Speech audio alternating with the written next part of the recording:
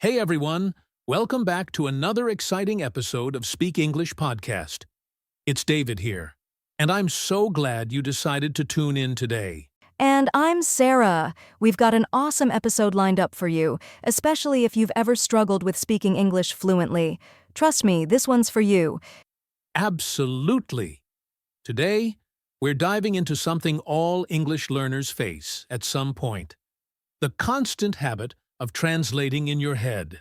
Yes, that moment when someone asks you a question, and instead of replying quickly, you find yourself translating word by word into your native language. Exactly. It's like your brain freezes for a second because you're trying to remember how to say something in English, but it's just not coming out fast enough. And while you're stuck in that mental loop, the conversation keeps going, and you feel like you're falling behind, right? We've all been there. For sure. It's like trying to run a race with a backpack full of rocks. It's exhausting, and it slows you down. You can't keep up with the flow of the conversation. And the worst part is, you don't even realize you're doing it. It becomes such a natural habit, it's almost automatic to start translating in your mind. It's true. But here's the thing. If you don't change this habit, it will continue to block your fluency and make speaking feel harder than it really is. That's why today's episode is all about showing you how to stop translating and start thinking directly in English like a native speaker. Yes, the goal is simple. Once you start thinking in English, your words will come out smoother, quicker, and more naturally. You'll feel way more confident. Exactly.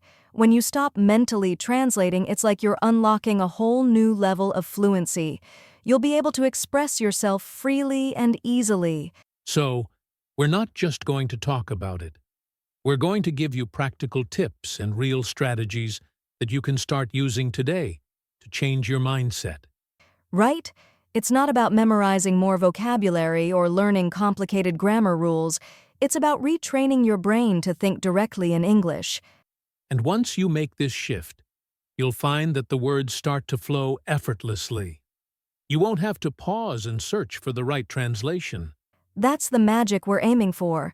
Imagine being in a conversation and your thoughts are already in English, ready to be spoken out loud without hesitation. I love that image. You'll feel more natural, more at ease, and way more comfortable with your speaking skills, no matter who you're talking to. Exactly. And thinking in English opens up a world of possibilities. You'll start to understand English the way a native speaker does, intuitively. So why does this matter so much? Well, the way we think directly affects the way we speak. If you're constantly translating, your speech will always be slower and choppier. That's right. But when your brain switches to thinking in English, it's like a switch flips, and suddenly, everything starts to feel much more natural. It's like trying to walk while you're reading a map. If your brain is busy translating, you're not able to experience the language. You're just stuck in the mechanics. But when you think in English, it's like putting on a pair of comfortable shoes and walking through the streets with ease. You're no longer thinking about how to speak, you just do. It's all about flow. You won't need to pause and overthink what to say next. It'll come to you automatically, just like your native language. So in today's episode, we're going to guide you through the process of shifting your mindset and help you practice thinking in English every single day. And in just a few minutes, we're going to break down some of the most common mistakes learners make when trying to think in English, so you can avoid them. Trust me, you'll want to stick around for that because these mistakes are really holding you back from becoming the fluent speaker you want to be. Now that we've set the stage and talked about why thinking in English is so important, let's dive into some of the common mistakes that hold you back from making that shift. Yes, these are things we've all struggled with and they really slow down progress. So let's talk about mistake number 1. Overthinking every word before speaking. Oh, this one is so common. When you overthink every word, you end up hesitating too much. You focus too much on getting the perfect word, and before you know it, the moment passes. Exactly. It's like you're stuck in a loop, trying to figure out the right translation, and by the time you're ready to speak, the conversation has already moved on. And this creates a huge gap in fluency because you're always trying to catch up instead of flowing with the conversation. It can be frustrating, right? Totally. And the impact? It can make you feel less confident when speaking. You'll start second-guessing yourself, and that's never helpful when trying to communicate naturally. Absolutely. So the first step to solving this is to let go of perfection. You don't need to translate every single word. Just let the conversation flow, even if it's not perfect. Great point. And moving on to mistake number 2. Relying too much on your native language. This happens when you keep comparing English to your first language all the time. Yes, this is a big one. When you keep translating from your native language, it's like putting a mental barrier between you and the English you're learning. Exactly. You may find yourself thinking, how would I say this in my language? But that slows down your thinking in English and keeps you from becoming fluent. And even worse, it can lead to incorrect translations that sound unnatural or awkward. It's like you're trying to fit a square peg into a round hole. So the solution here is to focus on context instead of translation. Think about the meaning of what you want to say, not the exact words in your native language. Exactly. And here's a great way to practice this. Try to describe something in English without referring to how it's said in your native language. Just focus on the idea. Yes, and let your brain start building that English vocabulary cloud without relying on the words you know in your first language. It takes time, but it's key to breaking free from translation. Now, let's move on to mistake number 3. Only practicing English in formal settings. A lot of learners spend all their time reading textbooks or listening to lectures, but real conversations are different. That's right. In textbooks, everything is neat, and the sentences are structured perfectly, but in real-life conversations, it's more relaxed and often unpredictable. And when you only practice in formal settings, you're not giving yourself the chance to adapt to the spontaneous flow of normal, everyday conversation. Exactly. It's like only practicing basketball by shooting free throws. You need to practice dribbling and reacting in real situations, not just the perfect shots. So, the solution here is to expose yourself to real English, listen to podcasts, watch movies, and talk with native speakers as much as possible. The more authentic input, the better. Yes, and don't worry if you don't understand everything. The key is to get used to the rhythm and flow of everyday speech, even if you don't catch every single word. All right, let's move on to mistake number 4. Focusing only on vocabulary, not on the way native speakers use words. Oh, that's a big one. It's so easy to get caught up in memorizing new words and phrases, but if you don't know how to use them naturally, it won't help your speaking much. Exactly. Knowing a lot of vocabulary is great, but if you can't use it in the right context, you won't sound natural. It's all about usage, not just knowing the word. This is where a lot of learners get stuck. They may know the word car, but they might not know the expressions like take the car or drive a car that are used in natural conversation. So the solution here is to immerse yourself in real English usage. Pay attention to how people use words in sentences, and try to use them in context, not just in isolation. Exactly. Listen to phrases that native speakers use and try to repeat them in conversations. It's about building real-world language skills, not just memorizing lists. And lastly, mistake number 5. Trying to translate idiomatic expressions word for word. Idioms don't always make sense when translated directly into your language. That's right. For example, the English idiom break a leg means good luck, but if you translated that literally into another language, it would make no sense at all. Exactly. And if you try to translate idioms word for word, you might end up sounding unnatural or even confusing to native speakers. So the solution is to learn idiomatic expressions as wholes rather than focusing on the individual words. Understand the meaning behind the expression, not just the translation. Yes, and practice using idioms in real conversations. Once you understand how they're used, you'll sound more fluent and natural when you speak. All right, we've covered some of the most common mistakes. Now, let's get into the step-by-step solutions that will help you stop translating in your head and start thinking in English like a pro. Let's dive in. Step 1. Start by thinking in phrases, not individual words. When you learn new words, make sure you learn them as part of a phrase or expression. Yes, learning words in context will help you connect ideas faster. For example, instead of just learning go, learn phrases like go for a walk, go to the store, or go out for dinner. Exactly. This helps your brain automatically think in chunks of language, so you don't have to go word by word when you speak.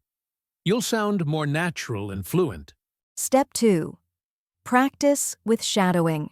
Find a short video or podcast in English and try to repeat the speaker's words as soon as you hear them. Shadowing forces you to think quickly in English without worrying about translating. The more you practice, the faster your brain will get at thinking in English in real time. Step 3. Use English for everyday tasks. Start by doing simple things like making shopping lists, writing reminders, or even talking to yourself in English during your daily routine.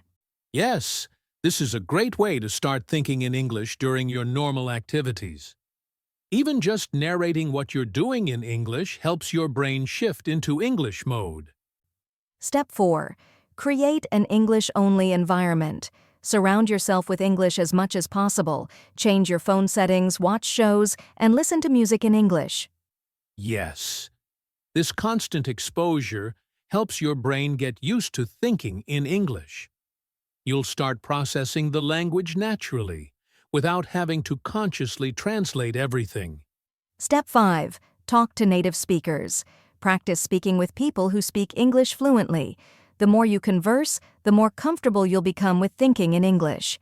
Yes, and don't be afraid to make mistakes. Native speakers are usually very understanding, and the more you practice, the more confident you'll feel when speaking. Step 6. Be patient with yourself. Shifting from translating in your head to thinking directly in English takes time. Be kind to yourself and celebrate small wins along the way. Absolutely. Don't expect perfection right away. Just keep practicing, and over time, you'll notice huge improvements in your fluency. To quickly recap the steps, start thinking in phrases, practice with shadowing, use English in your everyday tasks, create an English-only environment, talk to native speakers, and be patient with yourself. And with these steps, you'll soon find yourself thinking in English automatically and speaking with confidence. All right, so now that we've covered some common mistakes and actionable steps, let's dive into some daily habits that will help you consolidate this new way of thinking in English. Yes, these are simple, easy habits that you can integrate into your daily life, and trust me, they'll make a huge difference over time. Let's start with habit number 1. Start and end your day in English. This might sound small, but it's powerful. Try waking up and setting the tone for your day by thinking or saying a few things in English. Maybe something like, "Today's going to be a great day," or "What should I do first?" Exactly.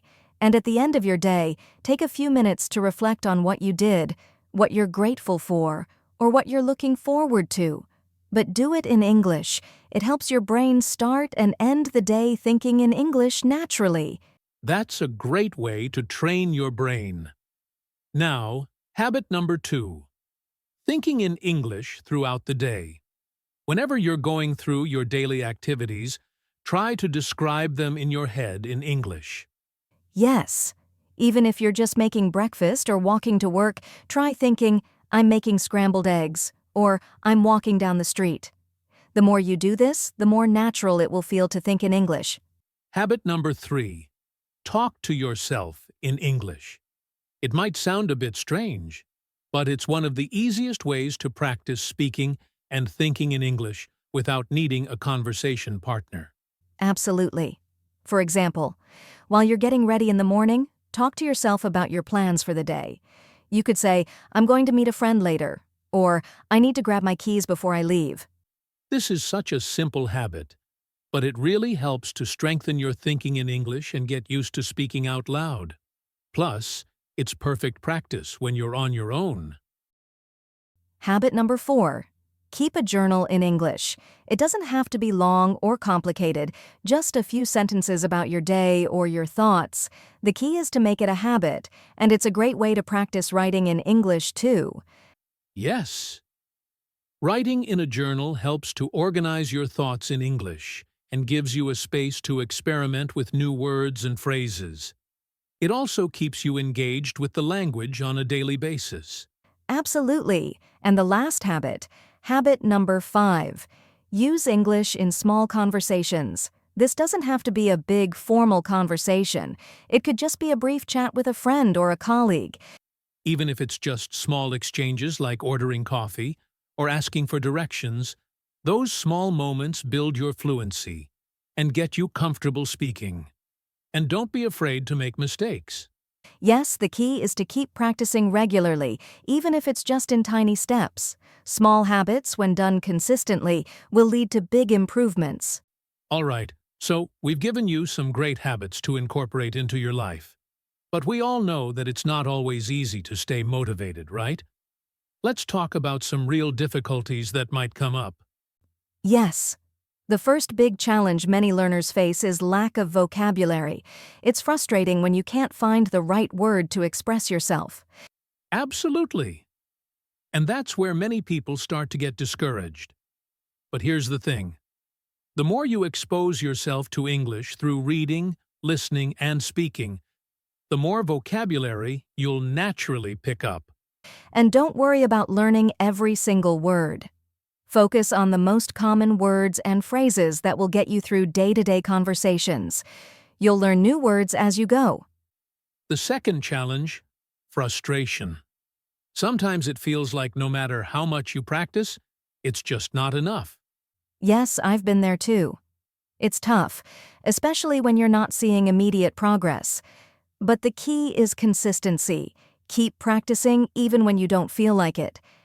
That's exactly it. Even if you only practice for 10 or 15 minutes a day, small, consistent actions will add up over time, and you'll be amazed at how much you improve. And lastly, lack of time. We're all busy, and it's hard to find extra time for learning a language, but don't let that stop you. Exactly. The good news is that you can practice anywhere. In the car, during lunch breaks, while doing chores. Even if it's just listening to a podcast while you're cooking, that counts as practice. Yes, and if you're truly committed to making progress, you'll find small pockets of time throughout the day to fit in your language practice. It doesn't have to be hours of study. Exactly, Sarah. And no matter how slow you think your progress is, it's progress nonetheless. Every step you take brings you closer to your goal. So as we wrap up this episode, remember, practicing consistently and applying the small habits we've talked about today will get you to where you want to be. Absolutely. If you keep practicing, even on the tough days, you'll see the results. Fluency is built with time, effort, and consistency. So tell us, which tip will you apply today? Let us know in the comments. And if this episode has helped you, comment "think" to show us you're ready to think in English. Don't forget to follow the podcast and keep using these strategies in your day-to-day life. We believe in you, and you're capable of amazing progress. Thanks so much for joining us today. Keep practicing, stay motivated, and we'll see you in the next episode. Remember, every small step counts. You've got this. Take care and keep thinking in English, everyone. See you next time.